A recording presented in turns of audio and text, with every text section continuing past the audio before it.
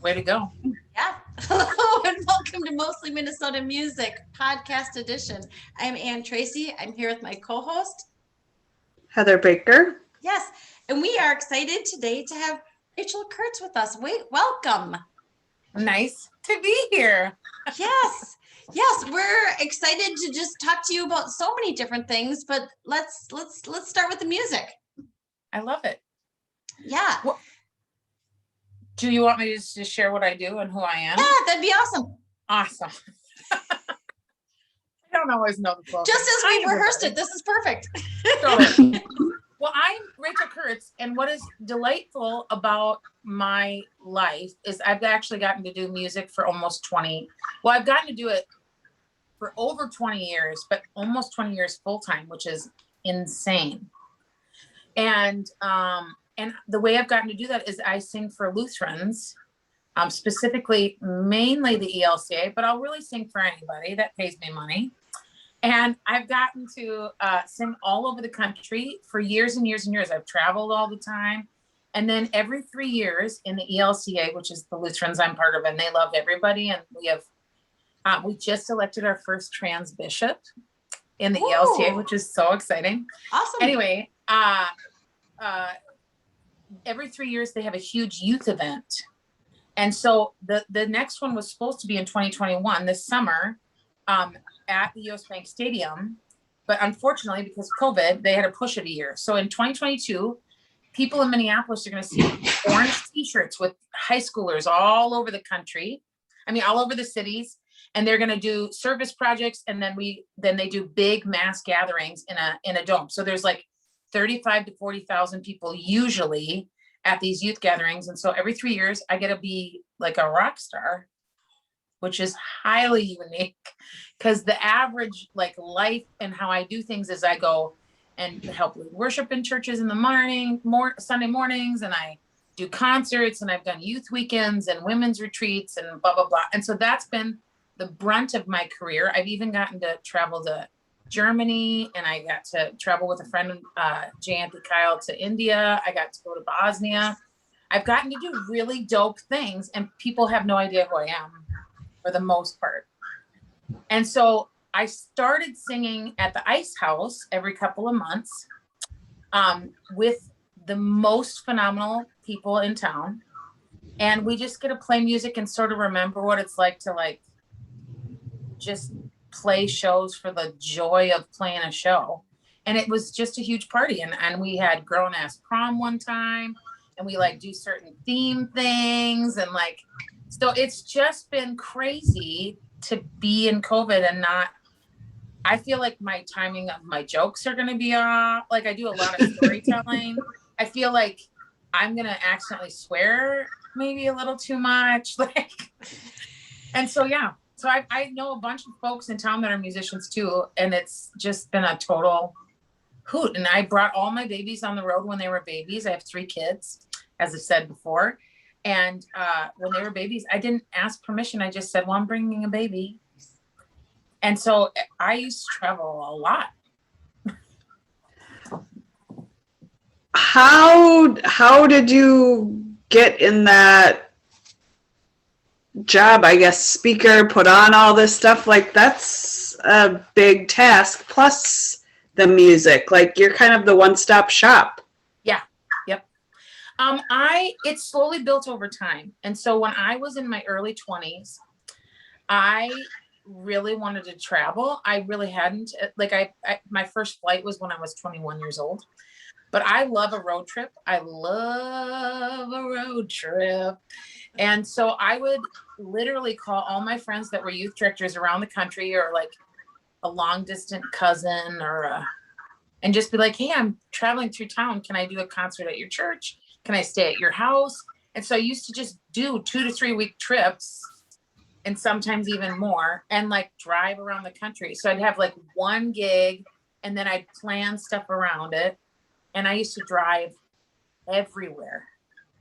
And it just slowly built over time. And because I'm a female artist, I would often say that to like leaders of events. I'd be like, hey, it looks like you have 6 white men with guitars. Do you need a female on stage?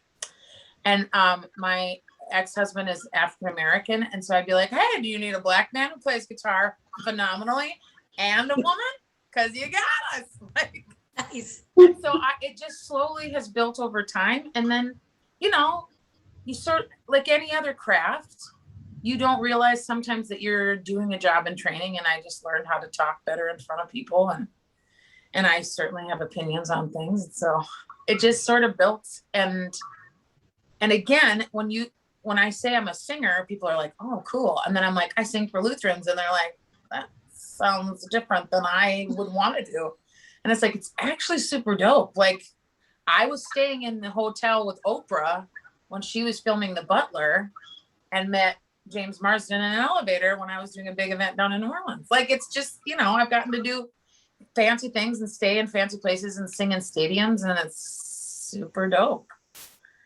But the biggest thing for me has been staying with people. Like, I love a story, and I love to hear about people's lives. And my one regret is not, I had an idea years into doing this job that I should have taken a picture of every place I slept with the hosts that I stayed with sitting on that spot. And that would have been a really cool coffee table book, and would have been a great way to sort of journal it. Cause I can't write a memoir because I don't remember everything. So you didn't have a travel journal or whatever?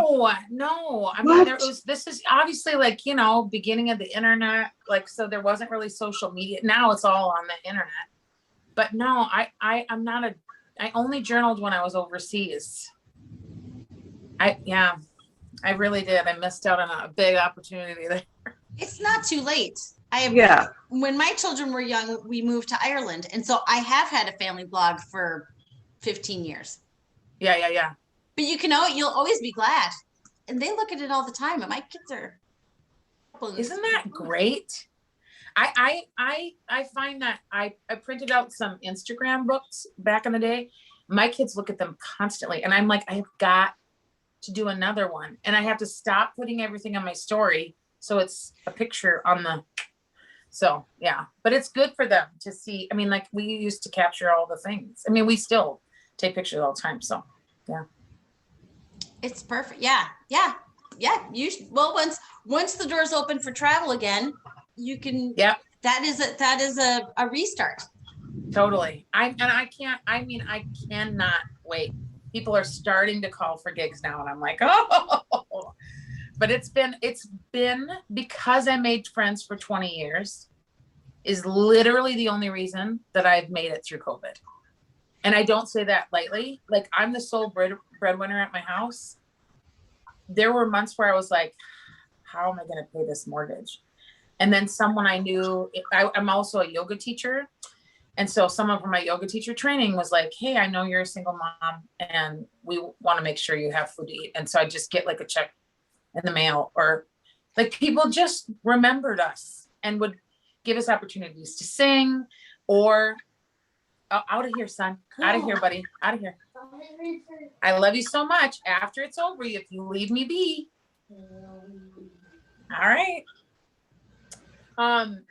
Yeah. And so I'm not kidding. Like, I had right before Christmas, I had $100 in my account, and I was like, I don't know how we're going to do this. And I have a real sweet friend, Nadia Boltz-Weber. She's a pretty well-known author and is sort of a public theologian, and has gotten to do super cool things like I'll tell you more of that story later, but she's amazing. And she had me doing some things for Advent, which is sort of like the preparation for Christmas time in the church. And I would sing like one song each week with her. And the first week, unbeknownst to me, she said, hey, my friend is a single mom and can't work because of COVID. And if you want to help her out, that'd be great. And literally in increments of $5, $10, $25, I got $6,500 in 2 days. Oh, wow. And just sobbed and just went, oh, we're like, by the goodness of humanity, we're going to make it. And then because I got able to share it with single moms, I was able to share it with other musicians in town. Like, it always gets to cycle through too. And, and we had Christmas and and I saved for the winter months. And so it was great. Yeah. That sounds like another tabletop book or memories or random acts of kind, or just. Totally. I'd want to read just to hear the goodness of people and through all this. It's been awesome. It has been absolutely awesome. It's so good for my kids to see it too, and to talk to them about the fact that people care about other people. And this is why when we share, because there's always need and there's always an opportunity for generosity. And so it's good. It's just been amazing, and just enough gigs. Like, it's just all worked out. But I am excited to get back to what I do, because I am an extrovert's extrovert. And so I'm like, I'm ready to go dancing. I'm ready to go to every single show ever, and anyone ever playing that I ever loved. I got to go to my very first show. I got to see Kiss the Tiger, thanks to my bestie Kelly. Aww. And I've been really, really curious about how the audience's response is going to be, like, once we get everybody's more comfortable and vaccinated more, and how that's going to go. And I thought, well, people sort of go, we don't really need to do this anymore. We did this for a whole year, or is the longing going to be even greater for live music?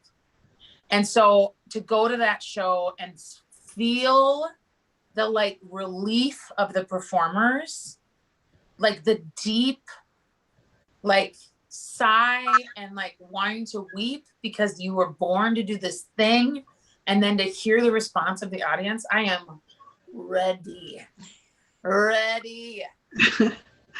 I'm going back to when you said your gig, I think you said at the Ice House, the Do It Again prom. I would like to get out of lounge wear and get sparkly or whatever. So if you want to bring that back when you get your jam on, please. I'm telling you, Grown Ass Prom was the best. We literally crowned it a king and a queen and a best dancer. Like, we gave out prizes. We had my best friend, it was her 30th birthday, Kelly. And so she rented a limo, and we turned all the way up. It was great. I'm just going to mute this for 1 second. I love the idea of the adult prom. One of my kids just went to prom this last weekend, and I remember saying, it's really, that youth is wasted on the young. Prom is wasted on the high schoolers. Absolutely. She had a good time. I mean, we call them galas now, but or fundraiser banquets, or, Yeah. But no, prom itself, when you just go, we had the covers. I think it's Sarah Renner and Bruce Baumgart, their cover band. They just tore the house down. And then my band got to play for a while, and we had a DJ, and it was just, oh my gosh, what a night. It was so great. Oh, it sounds amazing. Do you have visions now for what you're going to do for once you are doing live shows again? Well, I took my kids this fall when I found out we were going to do distance learning again. I was like, I can't come back in this house for the whole winter with them without doing something.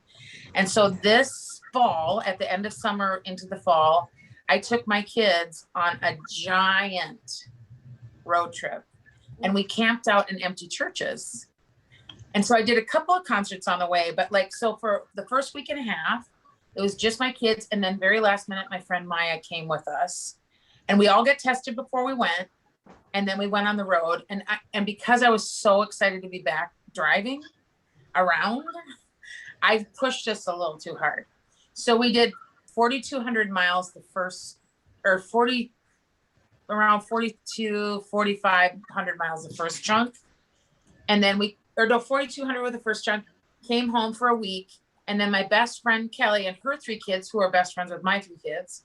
So all 8 of us got in my minivan and did another huge road trip. And so it was 8,700 miles in 3.5 weeks. And so we went a little hard in the paint because we were excited, but I think traveling a little bit more with my kids or taking a little bit more time, like back in the day, like they're old enough now that they can hang. And so this summer I planned on taking them on a road trip. I haven't been to Maine. That's the only state I haven't been to. And so we're going to complete the 50 states for me this summer. And I think I'll do more road trips than I used to. My sweetheart would like to do a little more traveling with me too. And so we'll see how it all goes. Just one second. Hey, Benson. I'm sorry. Hey, buddy. Yeah. Come here. You got to go, honey. This is your last warning. Okay. Okay. I love you. Parenting in a band. Well, you can see I've got one coming in and out as we're. He's just trying to taunt me right now. And so I'm like, just scoot. So yeah. He's like, it might work. It might work. I don't have all the attention here. Totally. Exactly. But the Jolly Rancher is just waiting for him. And I'm longing to give it to him if he leaves me be. So yeah, I always have gone on trips where the money, like if you pay me, I'll go.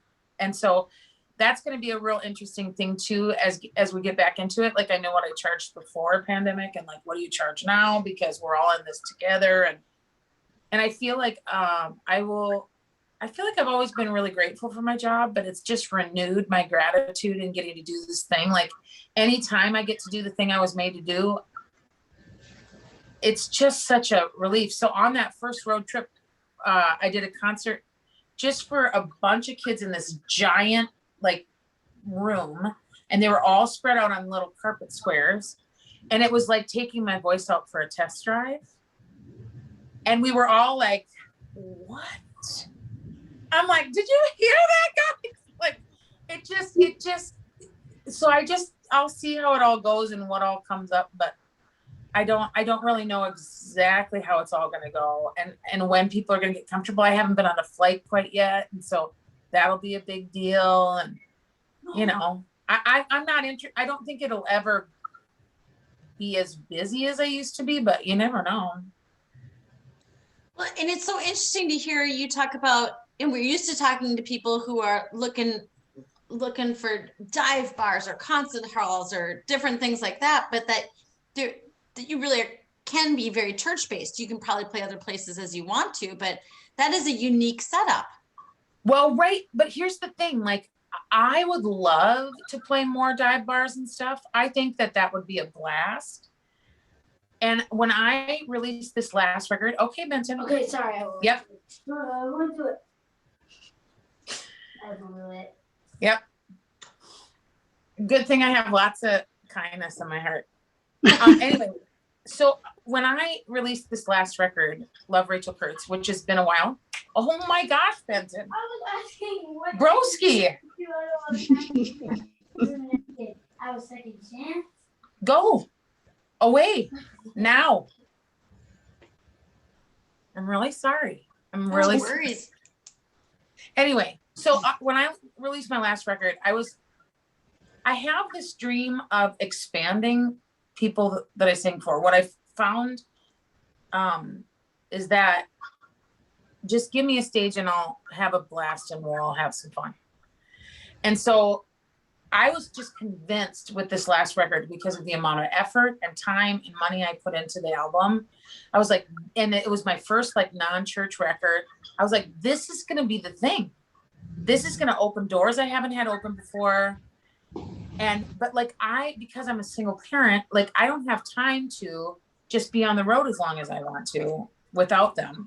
I like all of the career building stuff is you're building relationships with the gatekeepers. You're building relationships with the people that make the decisions. And so if they know you, then they're like, oh, we have this thing. And why don't we ask Rachel to come and play at this thing that we have? And so I don't have the time and energy to start over to build a brand new audience and like get to know the club folks in the same way as if I was single and didn't have to worry about them and could sleep on couches more. And so I was like, this, what I would hope is that I could like, I'm not trying to replace the people that like me already. I love them. But what I know about the Lutherans and what's really challenging to explain to business people, as I was like talking about doing PR for the record or whatever, is that if there's a whiff of success, if there is like if I have one song that makes it on the radio anywhere but Minneapolis, the Lutherans are going to be the most diehard fans on the planet. Like, we are friends. And it won't be like I got a little famous. It will be like we got a little famous. Because we're all like, and so monetarily, when I talk to business people, where I'm like, no, you don't get it. I have a really diehard fan base of people that if there's anything that pops off, they're going to be the best supporters ever. And then we'll just add to that. And so it's just been a fascinating career to go, what's success? What do I actually want? I like playing for people that listen to my music. I've gotten really spoiled that way. Like I don't have to fight for attention like I did when I was singing for junior high kids in a church basement. You know what I mean? Like, junior high kids and drunk people are sort of similar in their attention span.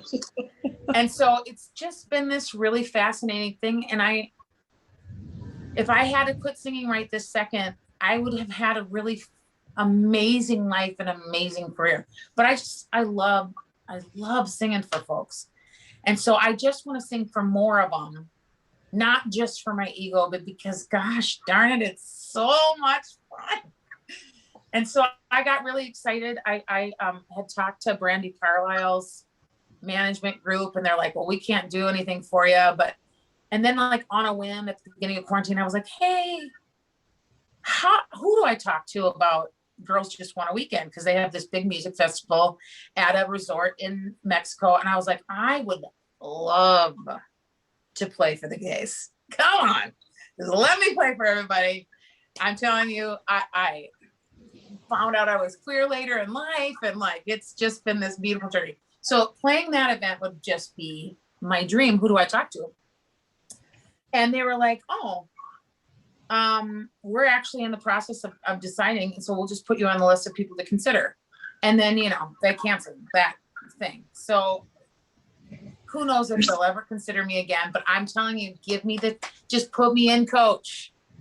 Like, I can do it. And so during quarantine, I've recognized there's dreams that I haven't pursued in my life that I'm like, oh, I actually have to do things to get to there. Like, they're not going to magically. So I have some things in the works that I'm like, oh, I would like to get my music more in movies or in TV shows or whatever. And so doing some of the publishing stuff would be great. And so we'll just see. I don't know. I'm hoping to do a re-release of my album and add an EP on the B side of some of my new music. And anyway, I've got plans. I've got things I'm working on.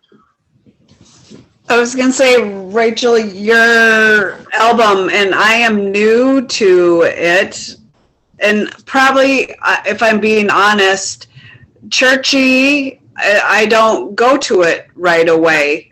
And not to say that it's not good, I just am just, no, it's not my go-to. And I'm listening to your stuff, and I was like, what? How isn't she everywhere in Minneapolis all the time? And maybe you were, and I just didn't recognize it, but I don't know how that didn't happen with your voice. That is crazy. So I am behind the re-release because I think you were hidden in some crevice, or, if people feel like me going, church, everyone's going to know I'm a sinner, that I'm going to burn. And oh, no, you're not. No, well, I know that church stuff isn't like everybody's cup of tea, and it's not even mine. That's the thing that's so funny. Like, as a person that's like professionally like a Christian artist, there is garbage music in the church, just horrendous. where you're like, really? That's what you want to sing to the creator of the universe? Like, woof. There is some bad, I am not that kind of human. No. So I cuss, and I love Jesus, but I cuss a little. It's the truth. Like it's real that's life. why I love Lutherans, is because they can go hang at a bar too. Like, you know what I mean? It's not that same, like, I was raised in a very, very, very, very conservative church, and I was a goody two shoes. And so it's just been really great to have gotten some better theology as an adult. So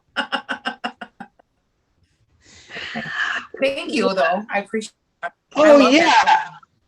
I was going to say your song Lioness on that, on your album, since you touched on finding out that you were queer later in life, and you were saying, nothing is better than a fierce woman, or I'm mixing this up, but a woman that knows herself. Yeah. And I just thought, holy shit, you know that yourself, all this stuff, and to hear that, it's just like, to open yourself up to even more of who you are, what brings you joy or whatever, and just be like, self-discovery. I don't know. I found it fascinating. Can you tell me anything about that? Well, the song Lioness in particular, I wrote the hook of it after I watched Lemonade for the first time. And Beyonce's walking across this hill at the end of the thing. And I was like, holy shit. Like, she knows exactly who she is. And I was just like, man. And everything about that record was revolutionary to me. Listening to it and then the visuals to it, like, as a female person, it just blew me away. Like, on all of the levels.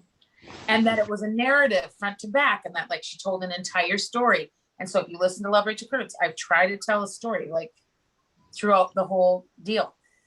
But so I wrote the hook of it, and then I was writing that song, and I was thinking about my kids, but I was mainly, like, sort of writing it with her in mind. And then I realized, oh no, this is actually about me. Like, there is something to the journey, I think, as women in particular. There are things that are not trained into us, even with the best moms. Like, there is just a way that, with the patriarchy, the way that it is, that we are not given permission to dream in this same way. Like, I have had a glorious life, but I sort of have been waiting for either God or a husband to, like, be in charge at some point, and I don't have to figure it all out or something. Like, it's just, I wouldn't have ever said that out loud or thought that that's how I was living, but it was literally during quarantine that I was like, holy shit, I have not, like, wanted to control my own life. I've wanted to sort of surrender it because it's too scary to blaze your own trail. For so many of us, like, we're like, oh, well, we'll just do this next thing that's expected of us. And then we'll do the next thing that's sort of expected of us. And we'll do a cool job, and we'll try to, do our best. But there is, like, this level of, like, outright, I'm going to do whatever the heck I want and go live my life that I don't know that women are really given permission to do and encouraged to do in the same way that often men and male-bodied people are. And so now that song just keeps evolving. Like, I mean, I want to be fierce and protective of my children, and I want to teach them how to be kind in the world. And my kids are biracial. And so we've talked a ton about the fact that I'm a white mom and will not understand part of their life journey. And, like, how do I get them around people of color that are going to continue to encourage them? Obviously, they also have their dad, but, like, it is just this whole thing where you just have to take radical self-responsibility for the trajectory of your life. And that then means that when bad things are happening, you have to take responsibility for your part in getting there.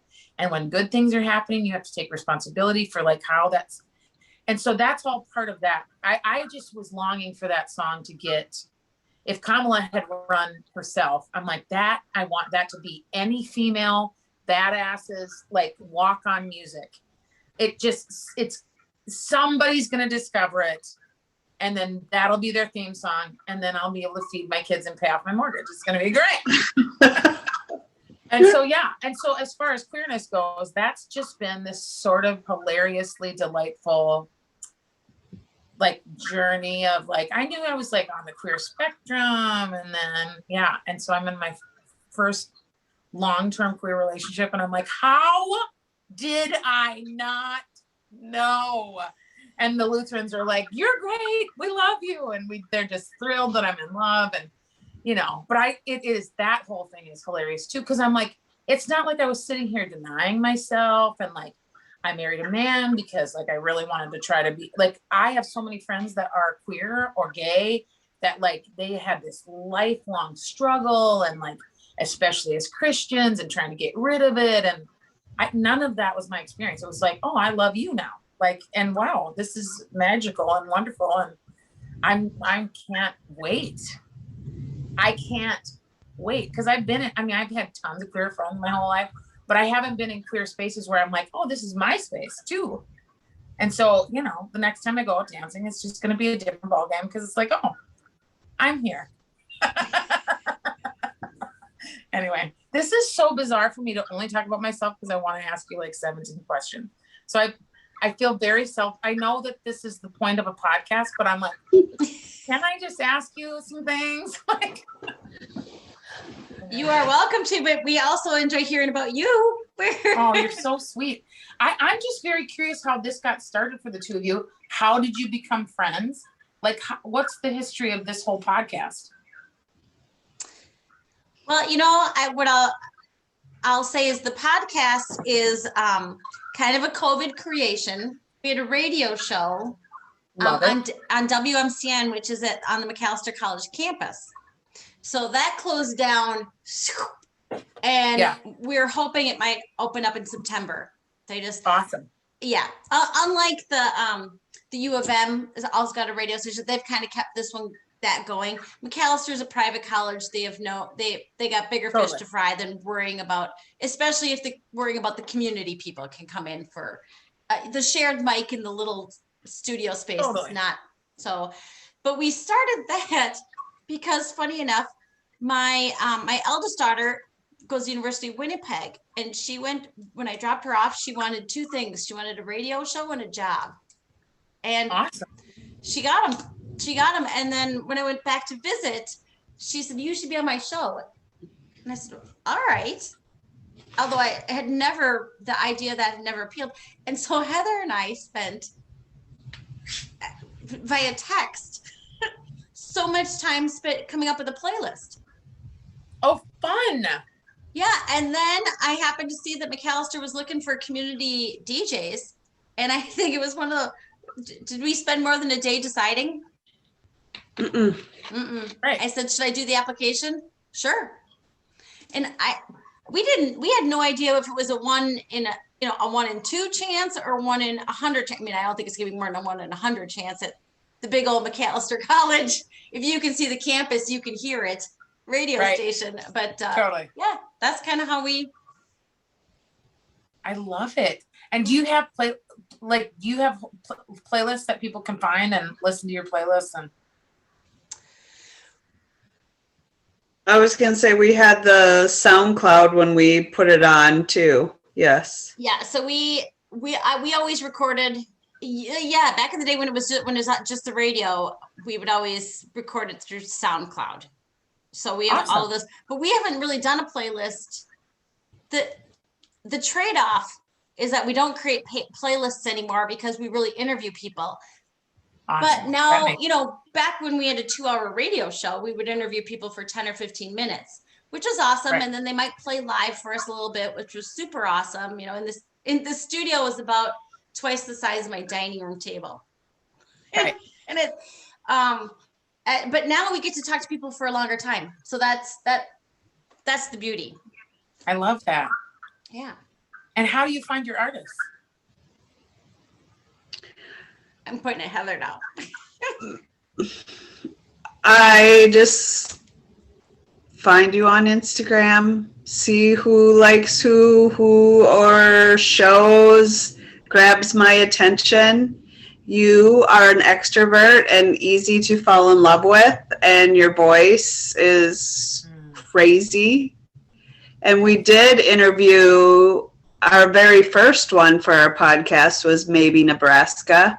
And I remember Right. Yes. Kelly was talked about you. I'm telling you, maybe Nebraska is the best.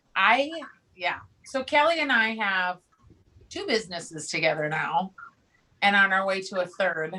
But yeah, it's Kelly that from maybe Nebraska that my kids and I did the road trip with. We've done a couple of road trips as a family.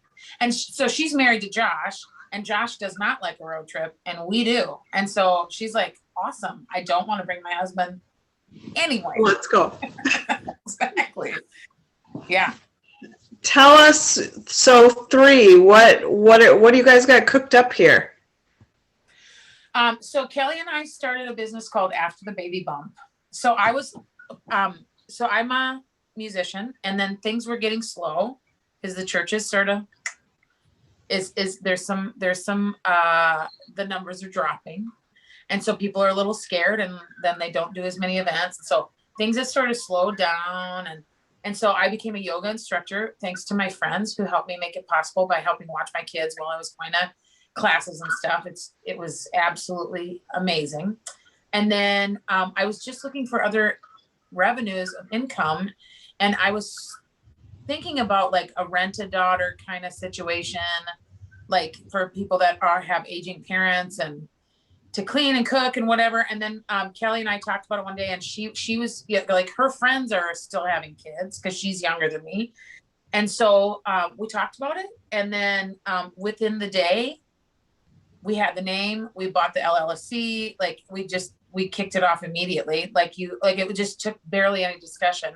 And the amazing thing about Kelly and I is our gifts are lined up like perfectly well. And so I'm super extroverted and I know how to make friends really easy. And so it's all having to sort of take care of, like our focus in this is to take care of parents after they have a new baby or bring a new baby into their household, even if it's foster or adoption, whoever hires us, we're in. But I cook a really great meal every week, and we go in for 6 weeks for 2 hours every week. Kelly is an amazing photographer and videographer.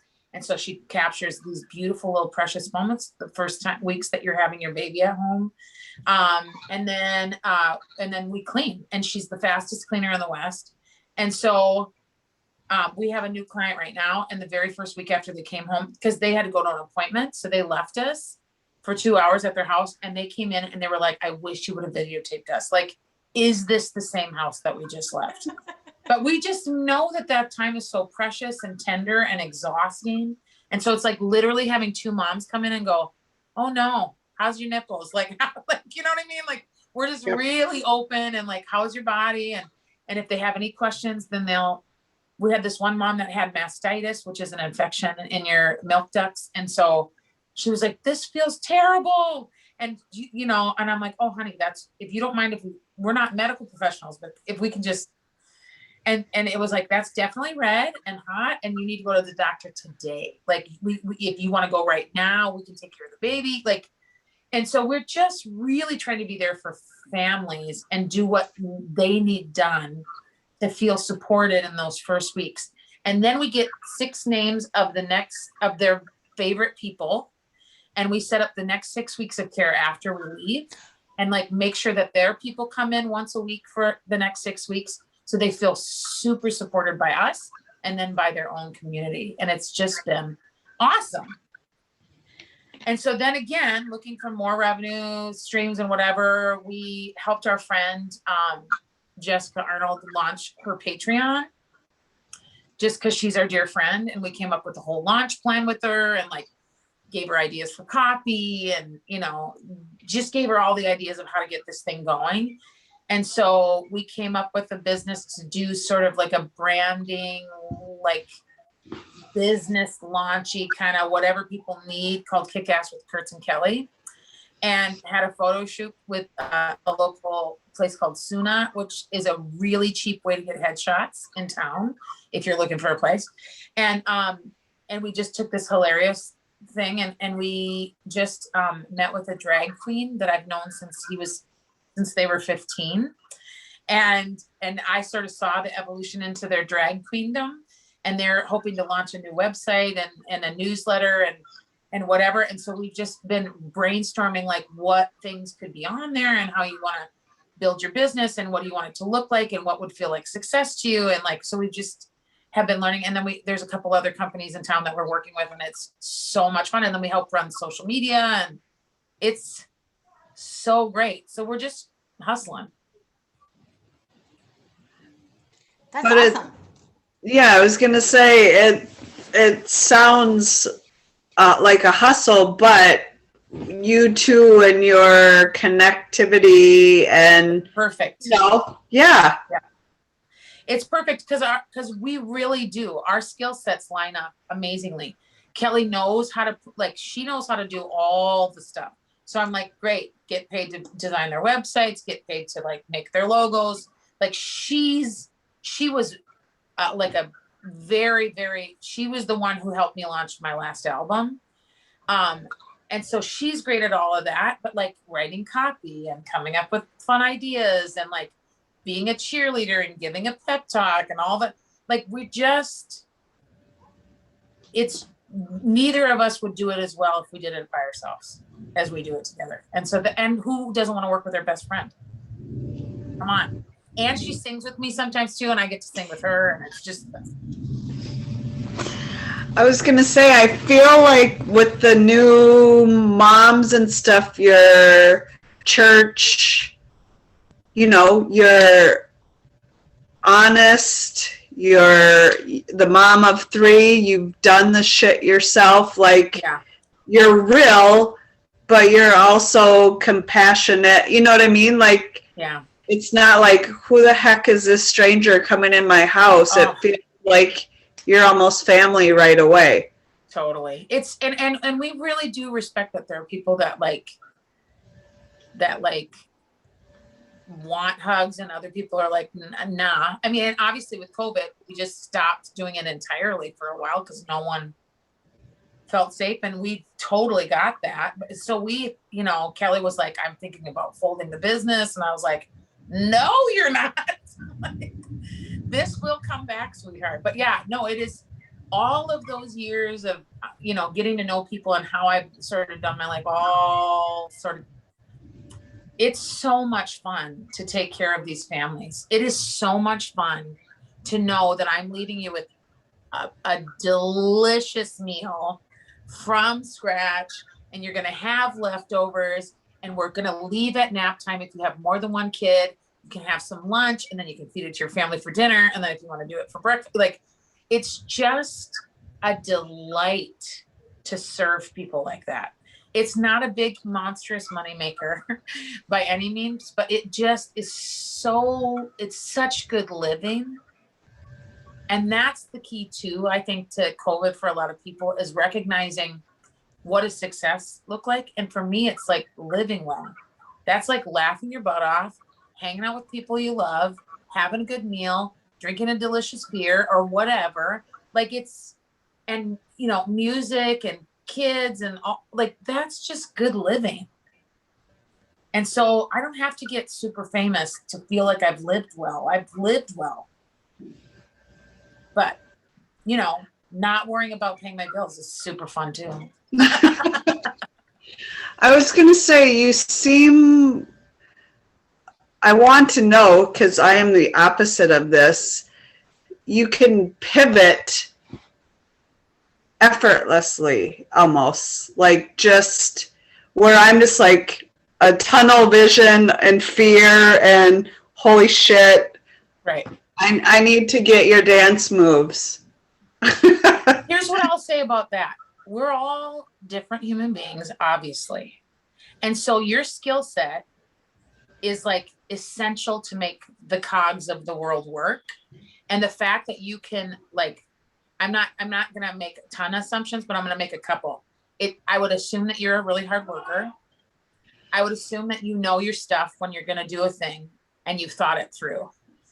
And so that kind of mindset, because I have people in my life that are like that, they're essential. You make sure shit gets done well when it gets done. And so it makes sense that when things are spontaneous and unsettled, that like, that's going to feel really, really uncomfortable. And so there is learning some of that flexibility, but also just having grace for yourself that that's just not how you're made. That's not a comfortable deal for you. And that's totally okay. Like, it's okay that you want to know the plan and have a direction. I love you very much, son. But, so I can pivot because things have sort of worked out. And that doesn't mean that there aren't times of fear and grief and anxiety. Like, there's that too, because I'm a human. But I just think that, like, as we get older, again, especially as women and female bodied people, like, you just have to like accept who you are. Like, even just my journey into loving my body, I just was finally like, holy, I'm not going to change. All of this guilt that I'm giving myself for not eating well or not exercising enough or whatever is never creating change in me. It's just making me feel like shit. And so how about I just like accept me right now and know that that's good. And I think so often we don't just go, actually who I am has these positive things about it. And there's these other things I have to manage. I mean, if you saw how messy my house was, you'd be like, oh, you're really good with spontaneity, but you're crap at organizing. Like, you know, we all just have our gifts. And so, yeah, I just think our best thing we can do is to learn who we are and love that, and then share that with people. I have people that I talk to about as musicians too, that I'm like, only you are going to write the songs that you write. And if you're too freaked out and you're comparing yourself way too much with other artists and have this one trajectory that you think it's supposed to go, then we're going to miss out on these gifts that you've got. And it might not be as popular as someone else, but my God, if I hadn't made Love Rachel Kurtz, it wouldn't have done the good work it did in me to recognize what I was capable of as an artist, and specifically as a female artist, and what I created with that. It would just be a shame. And it's not famous. It's not hugely popular. I had a couple songs play on The Current. I got to be on some lists because people are nice, but like, I'm not as well known as a billion other artists in Minneapolis. But like, if I would not have made it because I was scared that it wasn't going to be received like, you know, a million other people, that would just be a doggone shame. And there's the few people that do listen to it really love it. So, you know, I mean, I still have people that care that I did it, but I needed that album to be made. It was like 10 years of therapy in a matter of, you know, months. So. Well, it kind of gets to your idea of grabbing the reins of your own life, taking control. Yeah. I think so often that as women, we were really taught we could have it all. Right. But that was really kind of, you know, have it all meant, yeah, you can cook and clean and have a job and have kids, and you can be the main braid earner, and you can do this and you can do this. But that piece that was missing is what you were talking about before, which is stepping back and saying, what do I want and how do I make it happen? Right. Right before COVID started, again, I was super broke, but like right before quarantine, there's a ceramic artist online called Melissa Weiss, and she is so dope. Go follow her on Instagram. Melissa Weiss, and she had a workshop in Texas, and I was broke. And like a month before her workshop came, I was talking to my friends, and I'm like, here's the thing. I really want to go to this workshop. I would only have to pay the price of the admission. I have a place I can stay, and I have a frequent flyer ticket. Can I just be frivolous and like go chase my joy and go to this pottery workshop? My friends were all like, duh, absolutely. And so I went, and I had a couple of house concerts to like help pay the bills a little bit, to see if I could like help get a little bit of money. And I did this house concert with my friend Sam Ehrlich down in Texas. And he's this like years and years and years. And a woman came that he's been friends with and has done work for and whatever. And she's got lots and lots of cashola. And they just did like a donation thing at this house party. And then after this house party, I was going to go to this workshop for 2 days. At the house party was this lady who, unbeknownst to me, had been playing my music while her brother-in-law was dying in the hospital. And so my voice was like a huge part of this part of her experience. And she gave me $2,000 that night. And so all of that was paid for. Plus I was able to pay my mortgage that month. And I was chasing my joy. I had the most fun in this workshop. And had I not gone down, she would never just sent me $2,000. It's because I was there. Like, it's because she saw me. And so that's what I'm saying. When we chase what brings us delight, especially as female people, and it doesn't have to make money, and we can just like paint because it just makes us freaking happy, or we can sew a quilt, or we can cook a meal, or we can learn a skill. And if you just do it and you can just like have a blast doing it, like often that doesn't come back void. And so that was like one example where I was just like, what? I wasn't even supposed to be here. And I'm like, this good thing happened. So that's why I have some calm about life going out of control, is because shit like that's happened in my whole life, where you're like, oh, I just went and did this thing, the next right thing I knew to do. And then the next door opened. So. Because that was exactly where you were supposed to be. Totally. And then I was locked in my house for 14 months. Even more so. It was Even literally more the so. last thing I did before COVID. Like, it was the last thing I did before quarantine lockdown happened. And yeah, I'm so glad I went. It was so great. And I think that's the lesson a lot of us are learning in quarantine. A similar trip that I took, you know, where I was like, oh, thank God I did that trip. Yeah. Do you want to share the story? Well, it's not a really big, really all it is my mom and I went to go visit my sister in Chicago, which is not unusual. But I think we flew down there. We went to go see a podcast that I love, The Guilty Feminist. But we had, for us to go down without my dad, without my kids, without, you know, just the two of us to go down, I don't know. We haven't done that since our kids were really little. You know, and so we just had a blast. We ate enough food to last through the entire pandemic. Yeah. But we just had a great time. And we have said so many times, thank God we did that. Yeah, totally. You know, that didn't, and cost wasn't an issue. It's more taking the time to do it. Yeah. And we often don't. And I'm very curious, like, as we get through communal grief, which is gonna happen with all of this, like, I think that people are gonna take the trip more often. Yeah. Like, I just think that they're gonna actually choose yes instead of putting it off.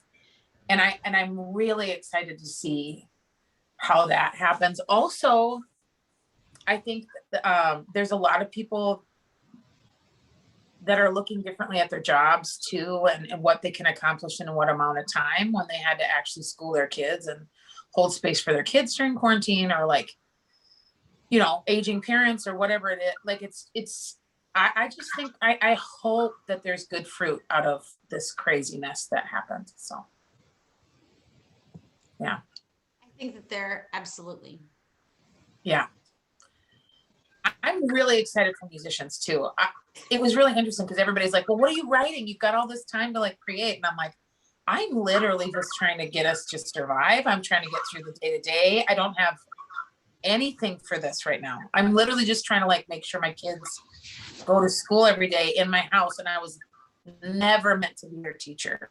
Never. Oh. I should not have been their teacher.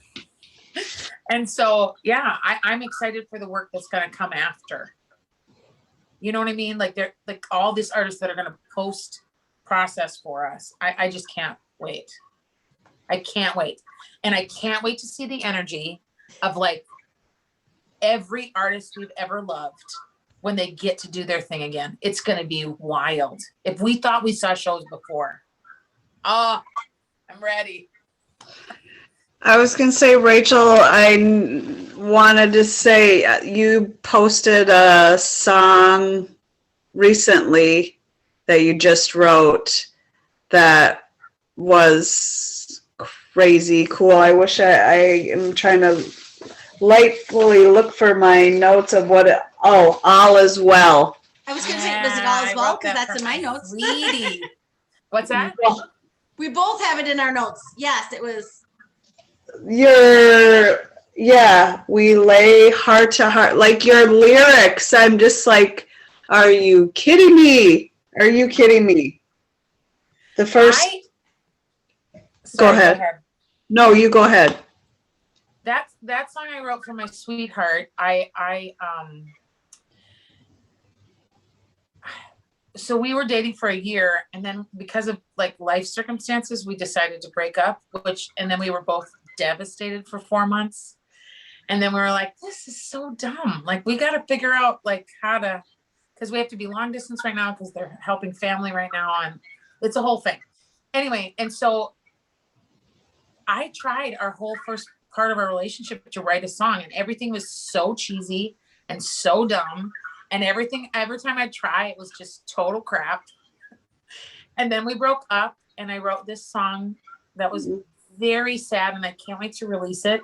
And it was like sort of devastating that like I could only write a sad song, which makes sense because lots of artists write music when they're sad. So, and so I love that song. And but All Is Well I wrote when we were long distance, so we got to hang out, and I was just like singing it as I was doing laundry and getting ready for this road trip, and I was singing the chorus of it, and I was like, is this gonna be like a song about God? But then everything I wanted to write about God, it sounded stupid and cheesy and like not what I believe. Cause like, I don't believe all is well when Black men keep getting killed. And I don't believe all is well when people are hungry. And so I couldn't write about that. And then I thought about writing it as like a protest song. But again, it was like, no, that doesn't fit either. And then I just thought, when's the last time I felt like all is well? And it was when I was cuddling with my honey. And it was like, oh, yeah. And then it just flowed from there. I love that song. I can't wait to sing it for people. So, yeah. There's another song I wrote too, called Gay Kids, that I am like ready to sing for everybody. And Holly Hansen is a producer and zoo animal musician in town. She and I are actually from the same hometown. And so she's producing these songs for me, and things have been slowed because a bunch of different reasons. Like it's just taking us a lot longer than either of us ever had imagined. But when we release these new songs, it's going to be astounding. It's going to be so great. And I love working with her. She's so great. Yeah. But I used to like be her youth director. Oh, back in the day. Oh, that's awesome. And okay, because you grew up sort of, I'm going to say by me sort of, because when you're in the sticks, we all clump together. Totally. So where did you grow up? Spicer. Oh yeah, we played you in sports. I was going to say we might have. Well, no, I think I'm a little bit older than you, but I was going to say I'm 45. I'm 47. Not much older. I know, but I don't. Well, unless you're really elite, or I mean, I wasn't bad, but I wasn't great. So we probably shared the same gym, huh? I don't play sports. Look at me. I sing the Star Spangled Banner at the games, and that's it. Yeah. Come on. Oh no, I'm not an athlete. I'm cool with that. I'm a yogi. I'll give Yoga, myself that. I'm strong. But you don't want to see me run. comically bad. I am telling you, I would think I'm running so fast, and it's not good. It's great. Anyway, I can't wait to hear what comes out of you two, because that is a good pairing right there. well, I am too, and I just she's just so thoughtful and intentional, and obviously she knows her music too. But I love sort of singing a variety of styles of music, but when you have someone, I've recognized early on that I'm not a producer, and I don't want to play guitar on my records a long time ago. And producers have a certain mind, and like I can certainly hear like, oh, strings would be nice here, or horns or whatever, but like to really know how to put that into a package, and what like tones are missing and all of that, like that, I'm amazed at producers. I'm amazed at what they can do. And so yeah, I'm really, really excited about her ideas. And so the song Gay Kids is I wrote it for my kids, and I wrote it for kids that their parents can't sing and this to them. But I have friends, I have one friend that I talked to that has a trans daughter that I'm like, I just want to have people jump, dance, and sing this song, because it's all about how they're okay. Like, we love you no matter what. There's so many parents that when their kids come out, they're like, absolutely, I'm in. Like, let's figure this out together.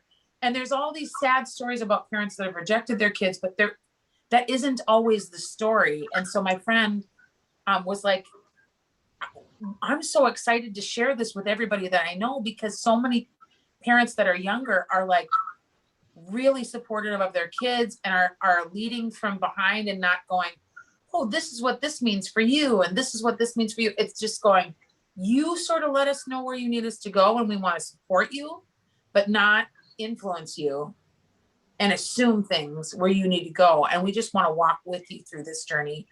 And so, yeah, I'm excited about that song. I am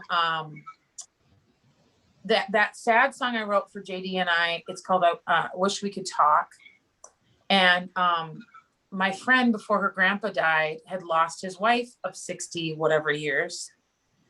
And he's Scandinavian and hadn't really grieved. And she played that song for him, and he just cried and cried, because the chorus talks about, I haven't just lost a lover, I've lost my friend. And, I wish we could talk. And so, so he was able to grieve the loss of his wife, because he was like, oh yeah, that's exactly it. I miss everything about this person that I spent all these years with. And he was able to cry for the first time, and it was just absolutely beautiful. And so that's the thing I love about music. And I've said it before, and I'll say it again. It's because I can tell our story. Like, what's our story, and how do I communicate our grief, and not just my own experience, but in telling the truth about my experience, you can feel it when I'm being honest, and when I'm not. And so that's what I'm saying. Like, the art that's going to come out of this time period is because artists are needed to tell our story and to feel our feelings with us. And so, yeah, I love it. I love that part of being a musician. And that's why I really love Rachel Kurtz, because you can hear that I mean every single word I'm singing on that entire record. You can hear when I feel sexy, you can hear when I feel sad, you can hear when I feel angry. It's just great. I was going to say, I heard some songs, I think Shook Down, it had sort of like a Elvis feel. Yeah. You have Adele. Who else did I write down?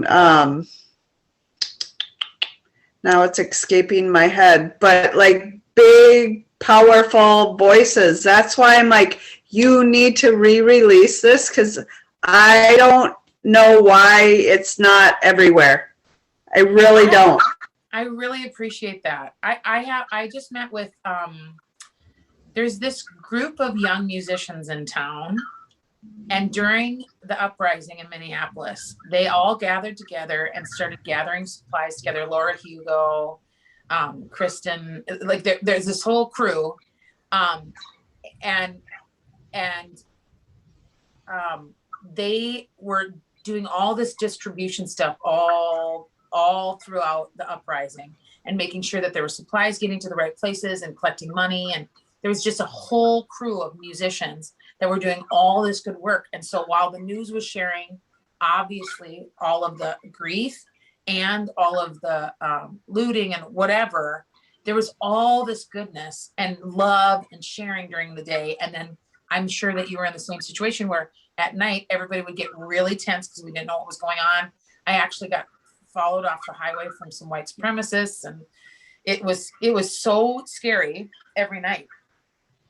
And Laura, Hugo, and Kristen, and I always forget how to say her last name. And so Mastituono, oh, she's going to hate me. Anyway, we finally got together recently too. And she was the one it was the idea of, she's just like, I don't get it. I don't get how this record isn't, you did everything right. She's like, there's gotta be a way that we can try one more time to get it out there. And so Lizzo, our dear Lizzo, actually is the one that was like, when she blazed the trail of, oh, this 2-year-old record got famous 2 years later, that gives me a little hope that the music isn't dead yet. But I just have to keep writing good songs is all there's to it, and keep making good music. And that's the plan. So, but thank you. I love that record. I've been trying to run again, and I listen to it when I run. So, and will tell you the funny, and then I'm like feeling a little powerful as I'm listening to Lioness, and I'm all right. And then when I'm ready to pack it in, I'll just say pack it in. In comes, I don't really want to go. And I was like, never felt that more, but the bop of that got me around and I turned and I ran another mile. It made me so happy, which is a lot for me. That. A lot Thank for me. you. But it That's did. So It's and I don't have. I'm an avid walker. I love, but I'm trying to do running. Blah, blah. But I was like, this. I think I just found myself a running. Something I like to run to. It was perfect. I love that. Perfectly timed. So you could just. There you go. Another way to market it. But I think it's awesome. There's a crowd for it. They just need to. And I think people are. People are just looking beyond genre now. You know, I mean, I think people are ready to find music everywhere. Right. It is bizarre to me because usually when I go into a studio, I go and make a record, and I just have my whole life, and I've made 8 albums. And so to think about like releasing singles has been a bit of a journey for me, and going, don't you have to go and like figure out how to put it all together and put it in the right order and name the record and da. You just like go record one song. Who does that? So many people do. Turns out. If they do. So that's funny. That's funny. Well, speaking of finding you, for folks who are listening, I'll put this in the notes too, but tell us how we can find you online. Yes.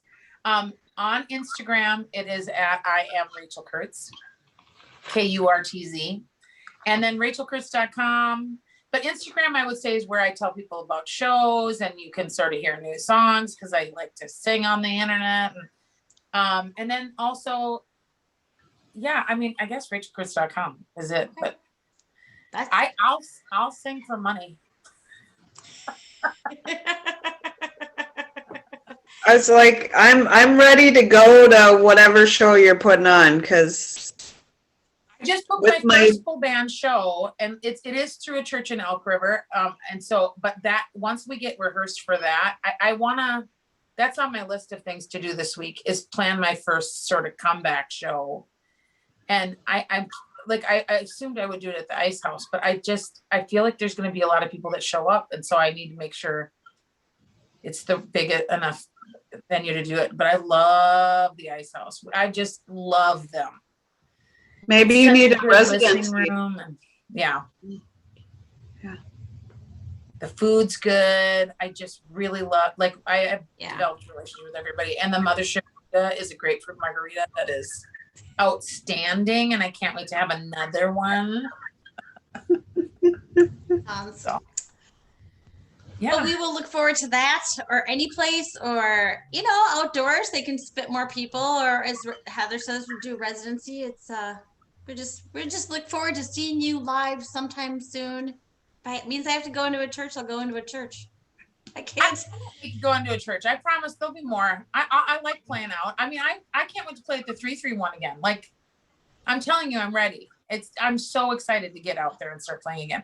But I will say this, and I don't mean to toot my own horn, but if you think I'm good at recorded, you don't even know. Imagine.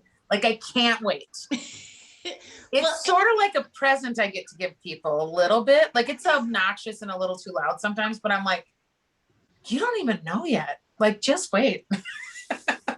Awesome. The musicians are just astounding that I get to play with. They're just so good. So. And I'm going to leave it at that note because that's all we need. We just need a promise. We just need a promise of something awesome. I mean, I think you just made it. So we're looking forward to that. Thank you so much. I hope that you guys have a great night. Thank you. And I'm going to go give a kid a Jolly Rancher because he's got it. He's earned it. He's earned it. He really has. It's funny.